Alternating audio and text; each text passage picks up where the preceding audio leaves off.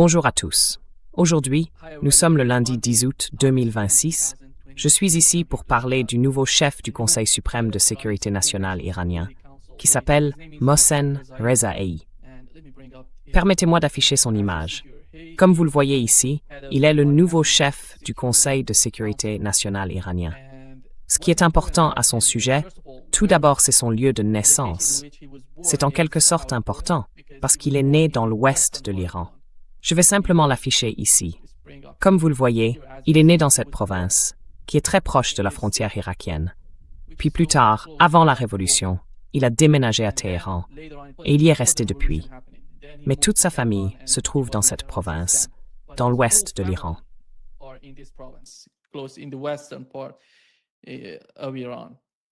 Et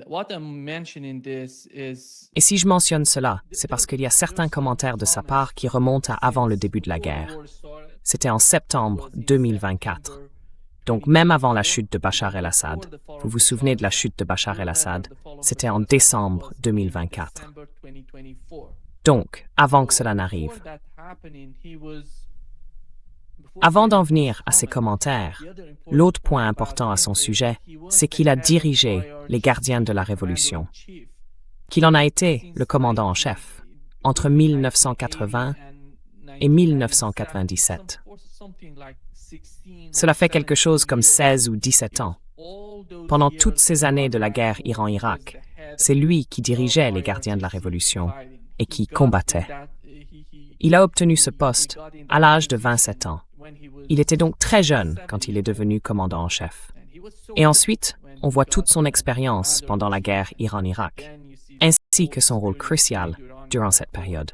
Et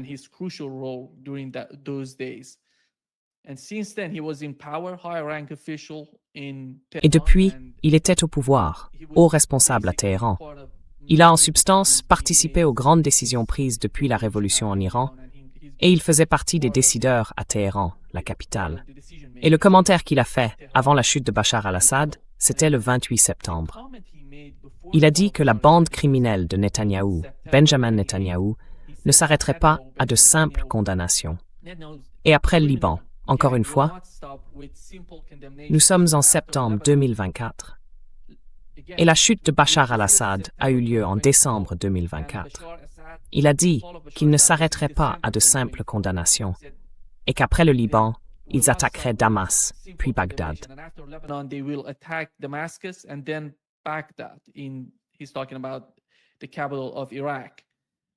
Il parle de la capitale de l'Irak.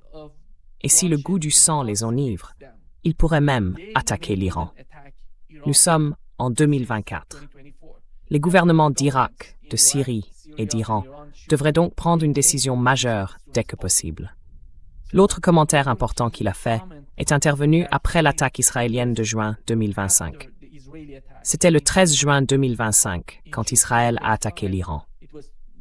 Et le 19 juin, il a déclaré, enfin, voici ce qu'il a dit. Depuis mars, nous étions certains qu'il y aurait une guerre avec Israël.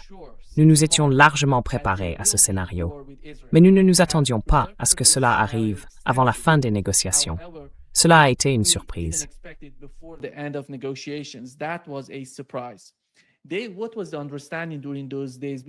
Quelle était l'analyse à l'époque, celle que nous avons apprise de l'ancien chef du Conseil de sécurité nationale, Ali Larijani? Si vous vous en souvenez, il a été assassiné lors de la deuxième vague de l'attaque, le 28 février, menée par les États-Unis avec Israël. Et il a été assassiné lors de la deuxième phase de la guerre. Il était très proche de Mohsen Rezaei, celui qui dirige aujourd'hui le Conseil de sécurité nationale. Et leur analyse, à ce moment-là, c'était, vous savez, ils essayaient vraiment par tous les moyens. Larijani, en tant que chef du Conseil de sécurité, a invité la plupart des experts qu'il connaissait, ceux avec qui il se sentait à l'aise de travailler. Il les a invités pour leur demander « Qu'est-ce qu'on peut faire ?»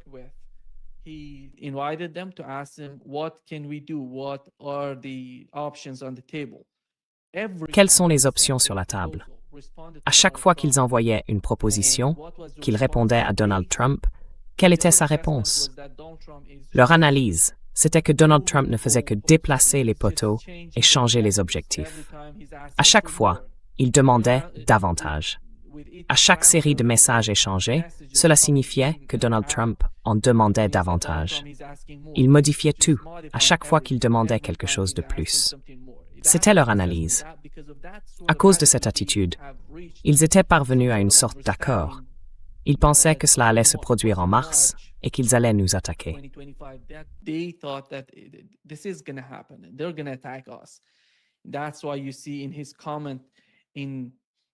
C'est pour ça que dans son commentaire de juin 2025, vous le voyez évoquer cela. L'autre point, l'autre élément clé à mon avis, qui révélerait en quelque sorte sa façon de voir les choses, c'est que la guerre entre l'Iran et les États-Unis avait eu lieu en avril de cette année. Il a dit, et je précise que ce n'est que mon avis personnel, sur une chaîne de l'IRIB, les médias d'État iraniens. Mais je suis totalement opposé à la prolongation du cessez-le-feu. Vous vous souvenez que le cessez-le-feu avait été annoncé et qu'ils en parlaient en avril. Et nous devrions couler chaque navire ennemi en réponse au blocus mis en place par les États-Unis à l'époque et ne pas en laisser un seul s'échapper.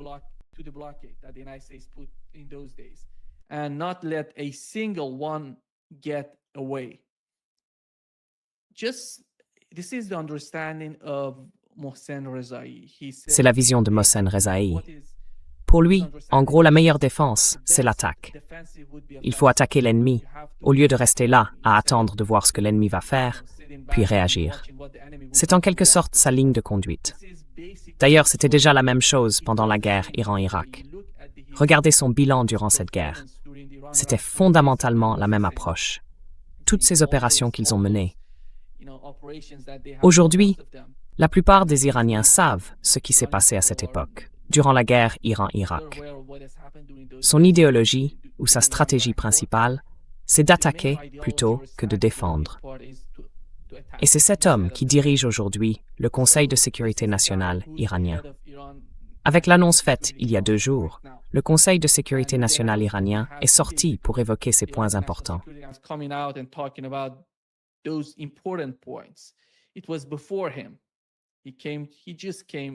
C'était avant lui.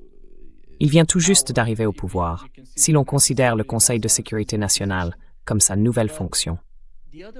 L'autre point important à son sujet, c'est son lien avec les gardiens de la Révolution et avec l'armée. Il connaît tout le monde. Il a travaillé avec eux, il a combattu avec eux, et ce sont tous des gens, même Zulkar, l'ancien président du Conseil de sécurité nationale. Ce sont des amis proches, ils se retrouvent souvent, ils discutent, et ils se connaissent depuis qu'il était, comme je l'ai dit, âgé de 27 ans, quand il est devenu chef des gardiens de la Révolution. Vous imaginez combien d'années ils ont passé ensemble, à grandir et à apprendre pendant la guerre. Une expérience directe du champ de bataille.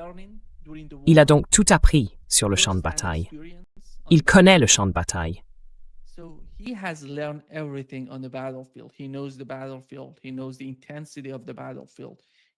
Il connaît l'intensité du champ de bataille. Il connaît les pertes humaines. Il comprend parfaitement ce qui se passerait avec une guerre et comment le pays serait affecté par la guerre. Mais enfin, vous voyez de quoi il parle. Il parle de « nous devons couler des navires américains ». Il ne parle pas de « nous devons rester là à regarder ce que feraient les États-Unis, puis nous défendre ». S'ils nous attaquent, nous attaquerons 4 fois plus. Il n'envisage pas cela. Il a dit « à mon avis, nous devons passer à l'offensive au lieu de rester sur la défensive ». C'est important, à mon avis. L'autre point, c'est ce qui se passe en ce moment entre l'Iran et les États-Unis, avec le nouvel arrangement qui est en train de se mettre en place. Rien n'indique qu'il y aurait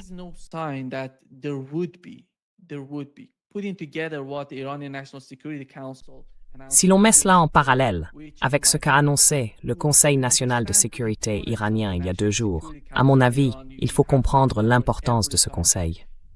En Iran, chaque fois que le guide suprême iranien voulait communiquer avec Vladimir Poutine, il faisait transmettre son message par le chef du Conseil national de sécurité. C'était Ali Larijani qui se rendait en Russie pour s'entretenir avec le président russe. Cela montre l'importance du Conseil national de sécurité.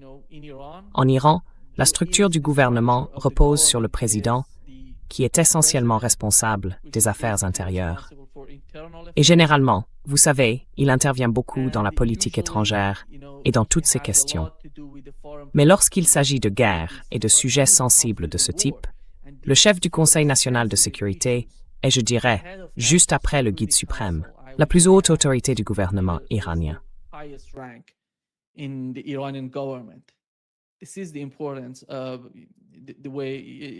C'est toute l'importance de ce conseil.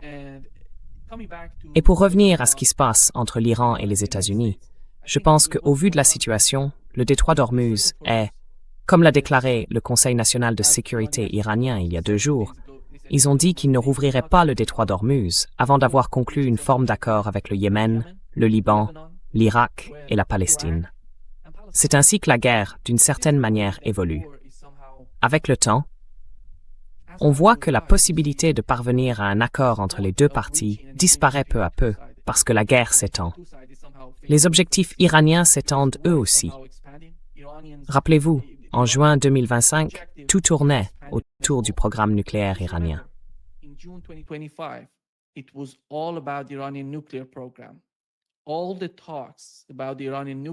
Toutes les discussions sur le programme nucléaire iranien, sur la manière dont ils allaient gérer les sanctions, et tout ça ensemble.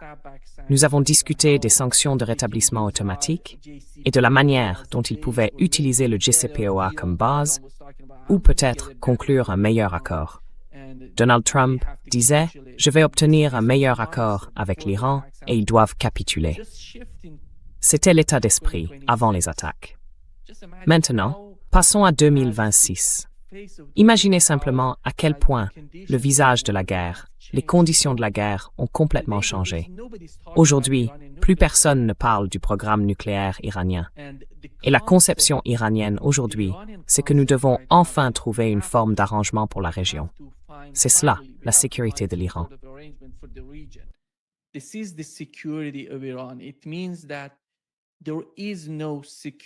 Cela signifie qu'à leurs yeux, l'Iran ne peut pas être en sécurité sans avoir une stratégie globale en Asie occidentale. Qu'est-ce que cela veut dire? Cela veut dire que les États-Unis... Mohsen Rezaei a déjà dit qu'il n'était pas question qu'ils acceptent la présence des États-Unis dans le Golfe Persique. Quand il s'agit de l'Irak, de l'Afghanistan, enfin, pour l'Irak et l'Afghanistan, ils n'y sont plus. Mais en Irak, en Arabie Saoudite, au Koweït, à Bahreïn et dans tous ces pays, jusqu'à Oman, ils sont là. Et ce sont des pays qui, au fond, servaient de base aux forces américaines dans la région. Il a donc dit, nous ne voulons pas d'eux ici. J'imagine que nous allons assister à un changement radical dans l'état d'esprit des négociateurs iraniens, sous la pression que le Conseil de sécurité nationale exercera sur les négociations.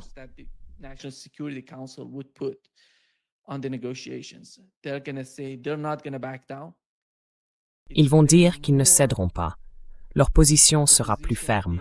La position iranienne ne sera pas aussi flexible qu'auparavant. Et qu'est-ce que cela signifie? Donald Trump, aujourd'hui, avant de venir sur ce plateau, nous avons appris qu'un autre navire avait été touché dans le détroit d'Ormuz. Pensez-vous qu'une attaque américaine soit possible? Vous vous souvenez, Donald Trump a dit, « Chaque fois qu'ils attaqueront un navire ou un bâtiment dans le détroit d'Ormuz, nous les frapperons. » Je pense que nous avons dépassé la période où Donald Trump voulait réagir coup pour coup. C'est autre chose. Et puisque l'Iran demande des réparations, il réclame, vous savez, une indemnisation pour les dégâts causés à l'Iran. Et au final, plus de 4000 personnes ont été tuées depuis le début de la guerre.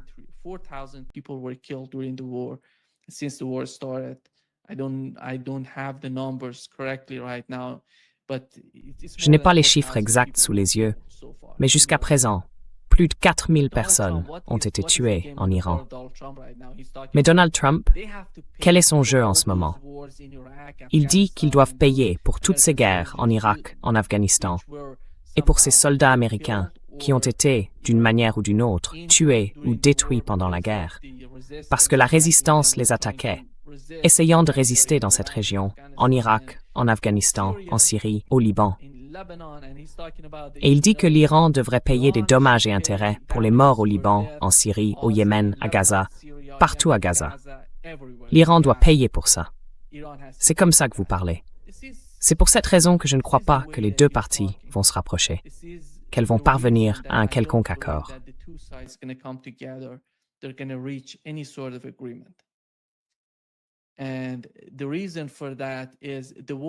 Et la raison, c'est que la guerre elle n'arrive pas vraiment au point dont Donald Trump a parlé.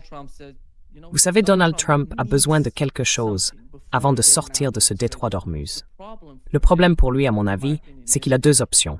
La première, c'est de rester dans la guerre, de continuer ses représailles mutuelles et de demander aux pays du CCG de payer pour cela, alors qu'ils subissent une pression énorme. Nous savons ce qui se passe dans le cas de l'Arabie saoudite, par exemple. Comme vous le savez, j'ai parlé du nouveau pacte militaire entre l'Arabie saoudite, le Pakistan et la Turquie. Nous le savons. C'était l'une des principales préoccupations, non seulement de l'Arabie saoudite, mais aussi d'autres pays. Ces pays sont donc très préoccupés par ce qui se passe en ce moment.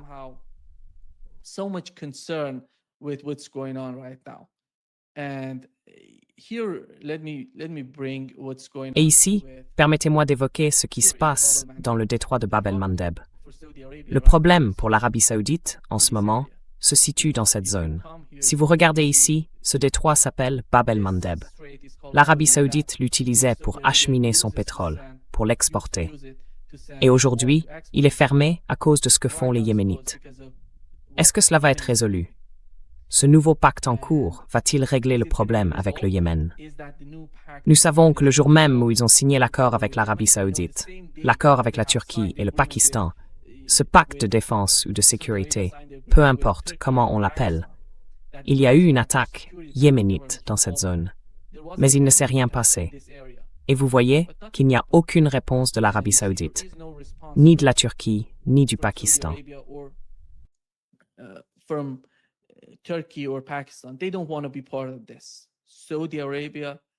Ils ne veulent pas faire partie de ça.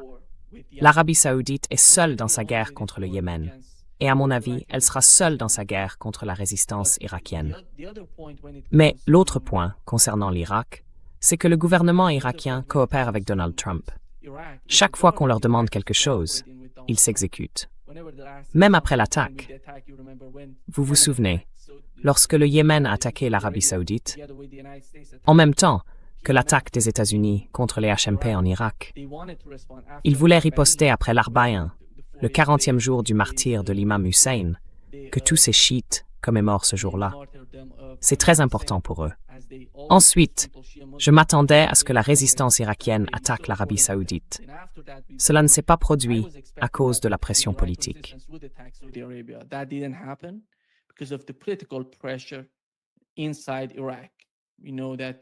En Irak, nous savons que les États-Unis essaient de faire de leur mieux pour mettre la pression sur le Premier ministre irakien afin qu'il fasse quelque chose à ce sujet. Et ils l'ont fait.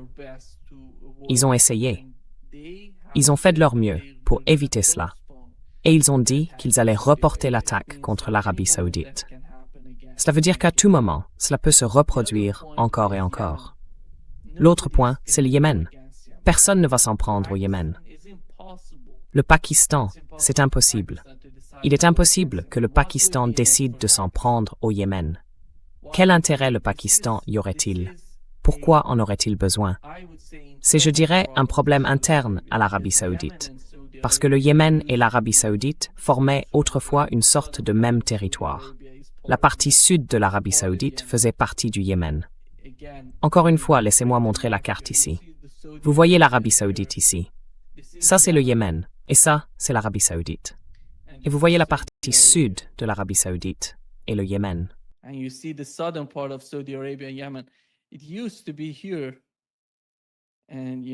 C'était ici autrefois. Et vous savez, même ces régions qui ont des richesses faisaient peut-être, d'une certaine manière, partie du Yémen.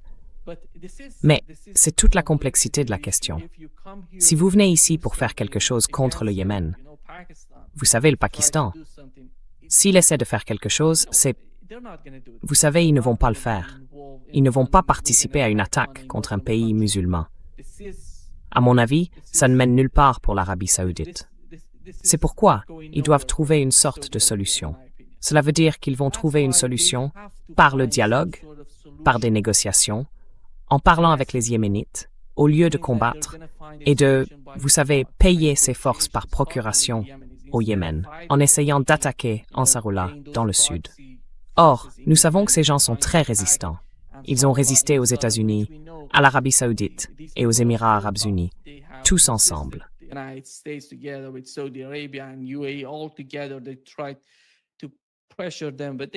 Ils ont essayé de leur mettre la pression, mais ils n'y sont pas arrivés. Ce sont des gens solides et ils savent se battre.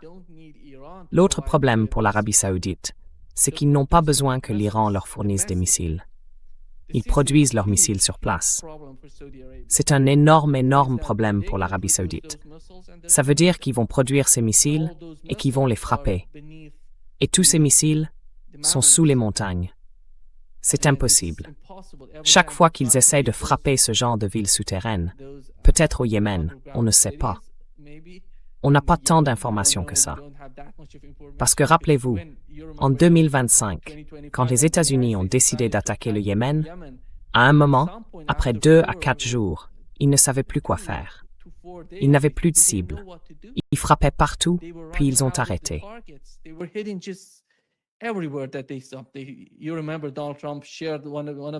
Vous vous souvenez que Donald Trump a partagé une photo de ces Yéménites réunis. C'était une sorte de commémoration. Ils ont cru que ces gens étaient des terroristes, qu'ils allaient attaquer quelque part. Alors ils les ont frappés et ils les ont tous tués, parce qu'ils pensaient que ces personnes allaient. C'est pour ça qu'on voit à quel point ils sont aveugles quand il s'agit du Yémen. Ils n'ont pas beaucoup de renseignements qui viennent du Yémen. Même ces forces pro-saoudiennes au Yémen ne sont pas vraiment capables de s'infiltrer, vous savez, pour obtenir des informations, des outils ou d'Ansarallah. C'est le problème avec Ansarallah. Ils sont très unifiés. Ils sont très, vous savez, puissants dans leur façon de riposter, que ce soit à l'intérieur du pays ou contre l'Arabie Saoudite.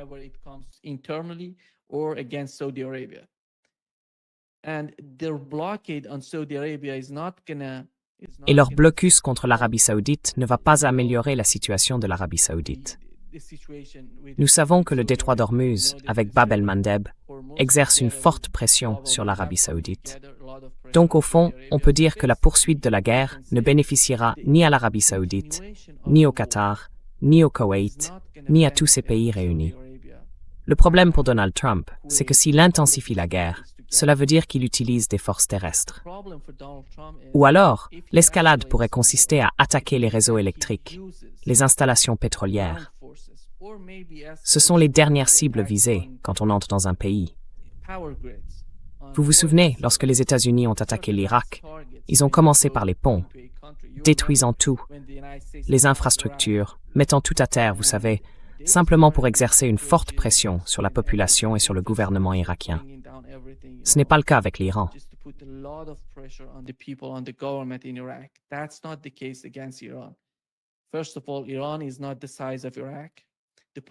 D'abord, l'Iran n'a pas la taille de l'Irak. La population n'est pas la même, l'armée n'est pas la même, et le pays dispose d'un puissant système de défense aérienne, ce qui n'était pas le cas de l'Irak. L'armée est très puissante. Ils ont des missiles, des drones, une combinaison des deux, qui font partie de cette nouvelle forme de guerre. C'est le XXIe siècle, et ils pratiquent cette nouvelle manière de faire la guerre qu'on a vue en Ukraine. On sait que la guerre en Ukraine, quand la Russie a commencé à attaquer, à entrer en Ukraine, en février 2022, a d'abord commencé avec des forces terrestres. Ils pensaient parvenir à un accord, mais ils n'y sont pas parvenus. Finalement, on a vu les forces terrestres sur place. Et depuis, avez-vous beaucoup entendu parler des avions de chasse russes frappant des cibles?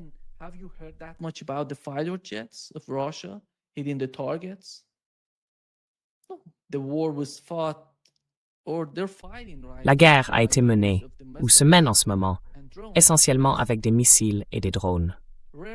On entend rarement que la Russie utilise ses avions de combat pour faire quoi que ce soit. Tout repose sur les forces terrestres, combinées aux missiles et aux drones. C'est ainsi que la Russie fait la guerre. Pour revenir à ce qui se passe en Asie occidentale, les États-Unis ont commencé la guerre en utilisant l'armée de l'air et la marine. Le problème pour eux, et pour l'armée de l'air, c'est qu'avec le temps, il devient beaucoup plus difficile de frapper des cibles à l'intérieur de l'Iran.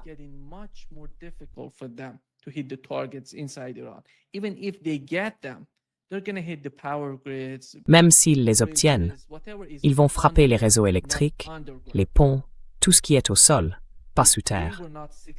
Ils n'ont pas réussi à détruire ces villes souterraines de missiles et de drones, ni la production de ces deux composantes importantes de l'armée iranienne et des gardiens de la révolution. Alors, que signifie cette escalade?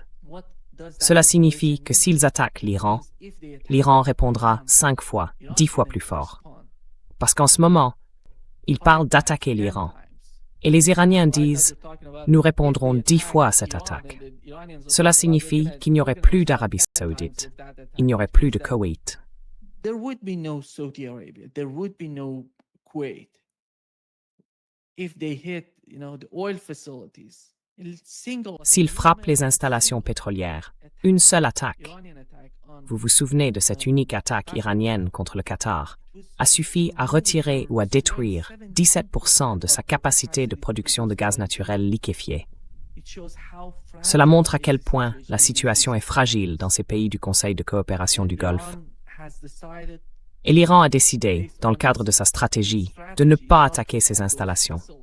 Vous vous souvenez, c'était, si je ne me trompe pas, l'attaque israélienne dans le sud, contre les installations pétrolières du sud de l'Iran, à laquelle l'Iran a répondu en attaquant le Qatar.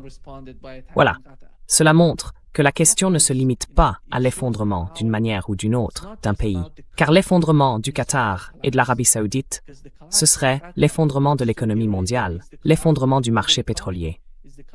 Donc, Donald Trump n'a aucune bonne option. So there is no good option for Donald Trump. There is no. And he wants to Il n'y en a pas. Et il veut déclarer victoire. Il veut sortir de la guerre. Rien de tout cela ne peut arriver. Et l'Iran? Je ne vois pas l'Iran. Ce sont les signes. Je pense que le nouveau chef du Conseil de sécurité nationale iranien montre d'une certaine manière que l'Iran ne veut pas coopérer ni aider Donald Trump à sortir de la région. Qu'est-ce que ça veut dire? Aider les États-Unis. Cela veut dire, vous savez, préparer politiquement. La manière dont Donald Trump le ressent, préparer une sorte de situation que Donald Trump puisse vendre au peuple américain. Je ne vois pas ce moment arriver. Nous n'en sommes plus là. Rien de ce genre ne va se produire. L'Iran durcit sa position. Et chaque jour qui passe, la situation empire. Elle ne s'améliore pas pour Donald Trump. The situation is getting worse. It's not getting better for Donald Trump. I really thought that after MOU, he's going to do something smart. Je pensais vraiment qu'après le mot « ou », il allait faire quelque chose d'intelligent. Mais il n'y a rien. Je ne sais pas ce qui se passe à Washington. Quelle est la stratégie là-bas? Et ce que je comprends, c'est qu'à chaque fois qu'ils essayent de faire quelque chose pour contraindre l'Iran ou l'affaiblir, l'Iran en ressort encore plus puissant. Depuis le premier jour de cette guerre, à chaque fois, l'Iran s'améliore. Ils ont considérablement renforcé leur système de défense aérienne, aujourd'hui. Vous pouvez vous demander pourquoi les États-Unis n'utilisent pas ces chasseurs de la même manière qu'avant.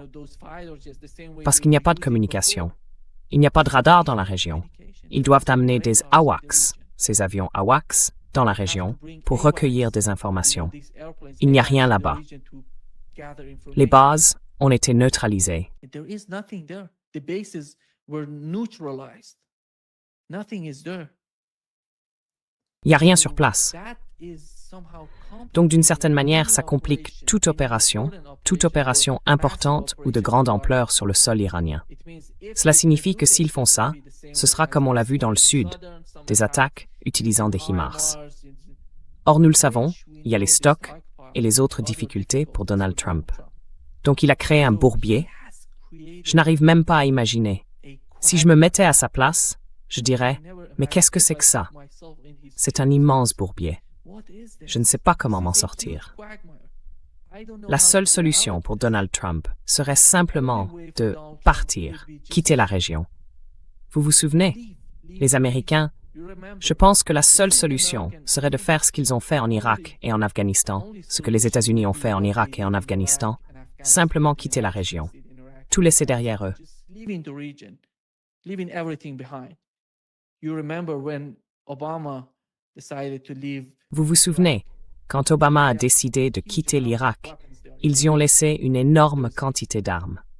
Peu après le départ des États-Unis d'Irak, on a vu ces armes finir entre les mains de ces gens-là.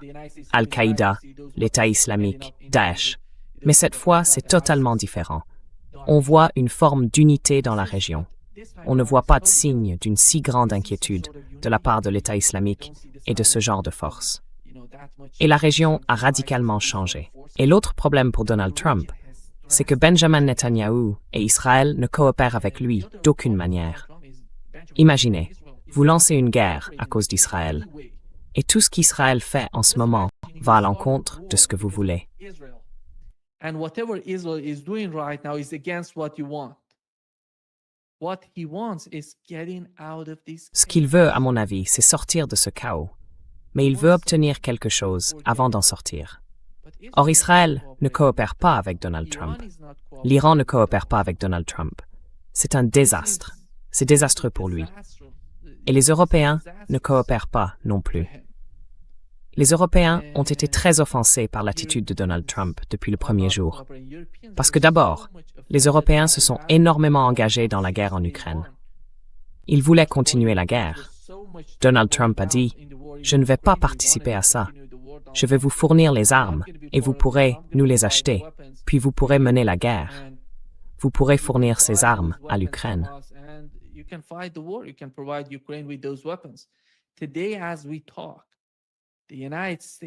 Aujourd'hui, au moment où nous parlons, les États-Unis, avec les Européens, sont tous très impliqués en Ukraine.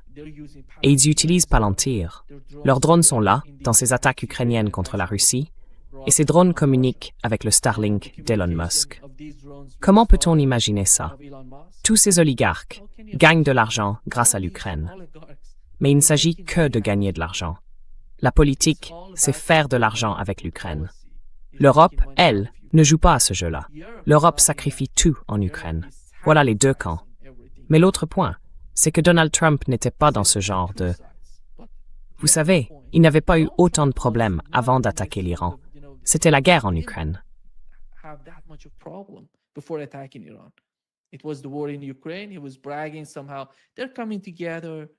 Il se vantait d'une certaine manière. Il se rapproche.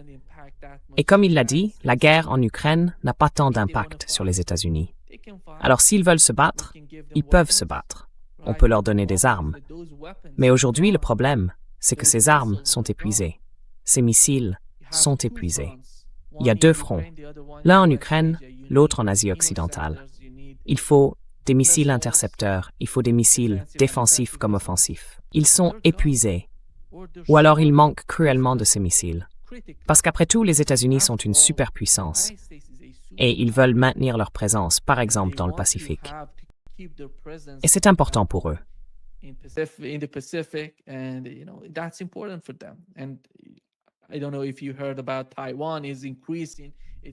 je ne sais pas si vous avez entendu parler de Taïwan, qui augmente son budget de défense. Ils se préparent. Aujourd'hui, on a appris qu'ils font quelque chose avec leur réseau mobile à l'intérieur du pays.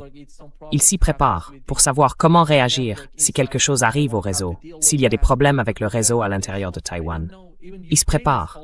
Je ne sais pas, même l'Ukraine les aide, les Taïwanais. Imaginez un peu. Ce n'est pas ridicule.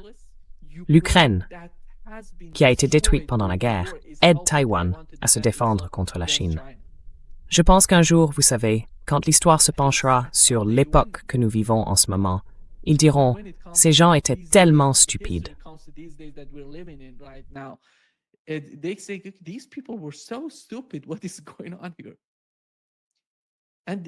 Qu'est-ce qui se passe ici? Et les gens lisent les informations. Vous savez, l'Ukraine est en train de gagner. Tout va de mieux en mieux pour l'Ukraine. Ils doivent simplement garder le même état d'esprit. Ils vont prendre le dessus et la Russie s'effondre. C'est comme ça qu'on vit. Rien n'est réel. Je pense que tout ça, c'est catastrophique. Vous savez, les médias n'aident pas les gens à comprendre la réalité. C'est l'un des problèmes. Mais l'autre problème important, c'est nous, les gens. Nous devons trouver d'autres moyens de nous informer. Si vous croyez que l'Ukraine est en train de gagner, alors vous pouvez vous demander, quels sont les chiffres en Ukraine? Quelle était la population de l'Ukraine? Quelle était l'économie de l'Ukraine avant le début de la guerre? What was the population in Ukraine? What was the economy in Ukraine before the war started? What was the physical Ukraine, the border? Quelle était l'Ukraine sur le plan territorial? Quelles étaient ses frontières? Et qu'est-elle aujourd'hui? Et quelle était l'importance de la partie orientale de l'Ukraine avant le début de la guerre? 80% de son PIB, quelque chose comme 80% de son PIB, se trouvait dans la partie orientale de l'Ukraine, qui fait désormais partie de la Russie, selon la constitution russe. Alors, comment quelqu'un peut-il imaginer ou dire que l'Ukraine est en train de gagner? La même chose se produit en Asie occidentale. C'est différent. Les conditions sont différentes. Mais quand on voit que la réalité n'est pas présentée en Occident telle qu'elle est, ils essaient de la manipuler, comme si ces manipulations pouvaient changer la réalité. La réalité ne va pas changer. Peu importe combien de fois Donald Trump dit « Je gagne, je fais ceci ».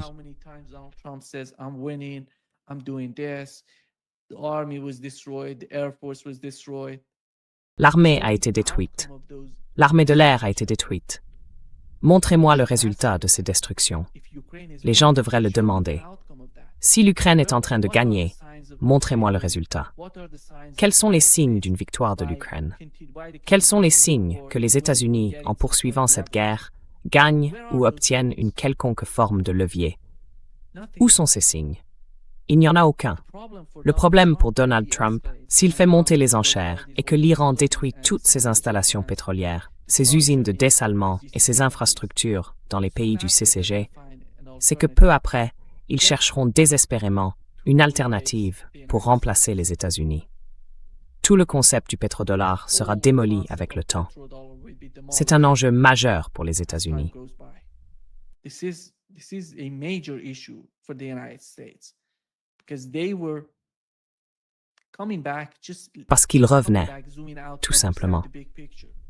Si on prend un peu de recul pour comprendre la situation dans son ensemble, les États-Unis contrôlent. Les États-Unis produisent beaucoup de pétrole. Et nous savons qu'ils ne dépendent d'une certaine manière pas tant que ça du pétrole et du gaz venant de l'extérieur. Ou alors, ils dépendent du pétrole lourd venu de l'extérieur. Et ils l'obtiennent du Venezuela. Parce que le Venezuela est riche en pétrole. Aujourd'hui, il est sous le contrôle de l'administration Trump. Il dirige le Venezuela. Jusqu'à présent, ils ont vendu pour 13 milliards de dollars de son pétrole et ils ont donné 400 millions de dollars au gouvernement vénézuélien. Imaginez un peu ce qui se passe. 13 milliards avec un B et le pays reçoit 400 millions de dollars.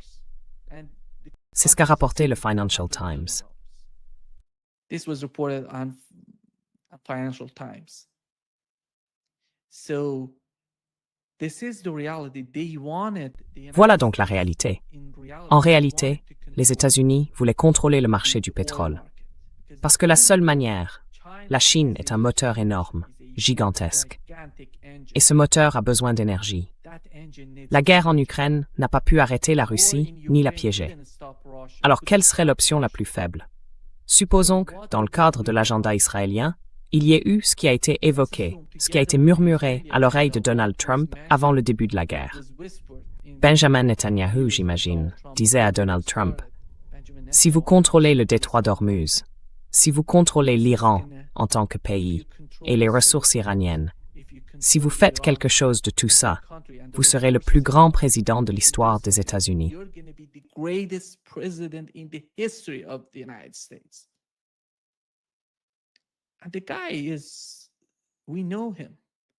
Et ce type, on le connaît.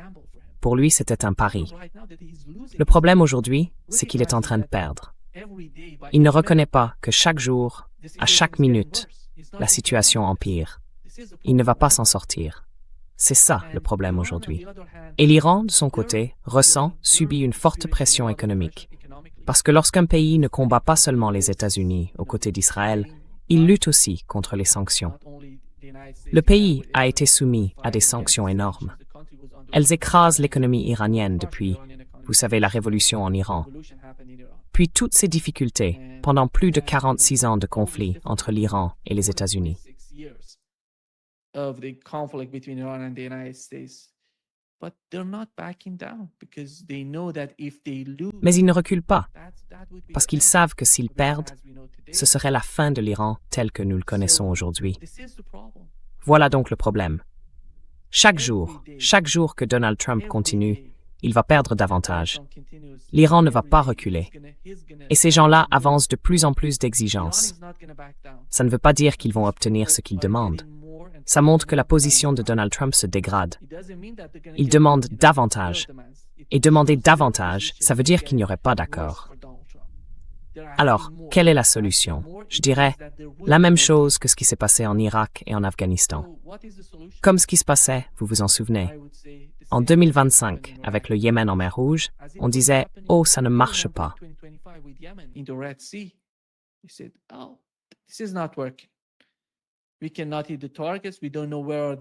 Nous ne pouvons pas atteindre les cibles. Nous ne savons pas où sont ces gars-là, les Houthis, les Yéménites, et ainsi de suite. Nous n'avons donc pas tant d'informations que ça. Nous allons nous retirer. Ils ont capitulé. Ils ne vont pas nous attaquer. Vous vous souvenez, Joshua Vance a dit « Nous ne dépendons pas tant que ça du détroit de Bab el-Mandeb et de la mer Rouge. Nous n'en avons pas tellement besoin. Ce sont les Européens qui en ont besoin. Donc c'est à eux de faire quelque chose. » Ils nous disent la même chose. Vous savez, quand ils voulaient ouvrir le détroit d'Ormuz, Donald Trump demandait aux Européens « Vous en dépendez. Alors venez nous aider. » Ils ne sont pas venus. Et c'est toute la complexité du problème pour Donald Trump, à mon avis. Et je ne vois aucune solution immédiate à ce qui se passe.